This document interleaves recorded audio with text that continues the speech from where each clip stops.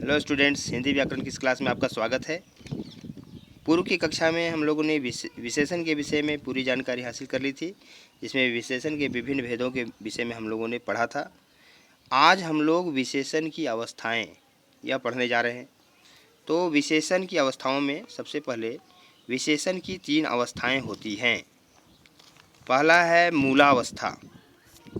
मूलावस्था के विषय में बताया जाता है, जिसको अंग्रेजी में पॉजिटिव डिग्री कहते हैं, कि इस अवस्था में किसी एक वस्तु की विशेषता की तुलना किसी दूसरे वस्तु से नहीं की जा सकती है।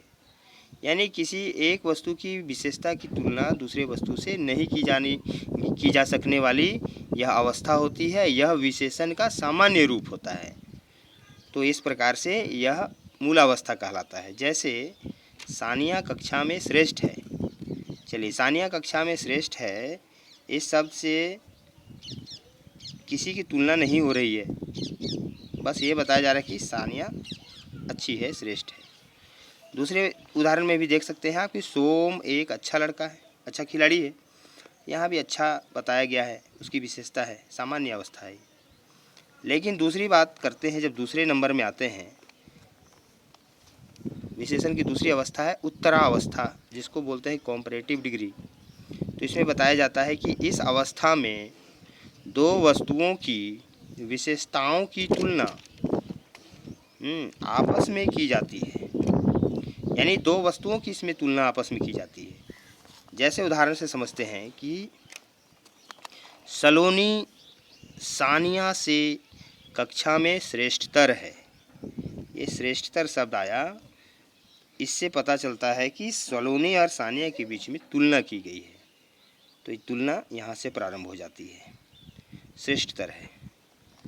उस प्रकार से और भी उदाहरण हो सकते हैं। तीसरी है अवस्था जो है, उसे बोलते हैं उत्तमावस्था। उत्तमावस्था मतलब सुपरलेटिव डिग्री। इस अवस्था में एक वस्तु की तुलना कई वस्तुओं से की जाती है। यानी यहाँ पर एक वस्तु की तुलना दूसरी वस्तु से नहीं बल्कि कई वस्तुओं से की जाती है, तो उसे हम कहते हैं उत्तमावस्था, सुपरलेटिव डिग्री। जैसे उदाहरण में है सलोनी कक्षा में श्रेष्ठतम है। इसका अर्थ हुआ सबसे श्रेष्ठ है, सभी लोगों से तेज है। तो अब कुछ नोट्स हैं, समझिए।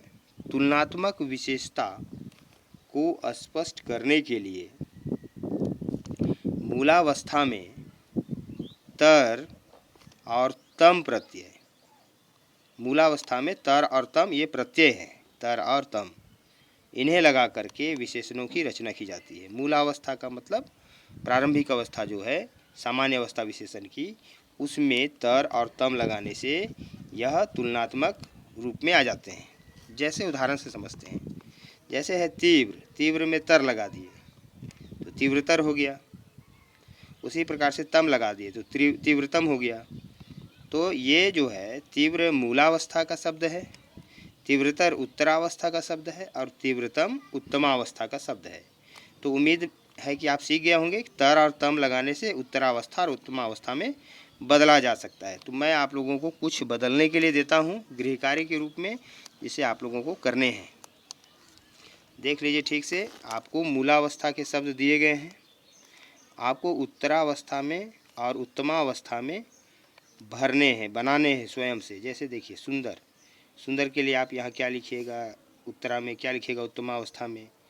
दृढ़ के लिए भी उसी प्रकार से लिखना है, उच्च के लिए भी उसी प्रकार से लिख देने हैं, निम्न के लिए भी आपको लिख देने हैं और मधुर के लिए भी। तो उम्मीद है आप सीख गए होंगे विशेषण की अवस्थाएं। मिलते हैं अगली कक्षा में किसी अन्य जानकारी के साथ, तब तक के लिए धन्यवाद।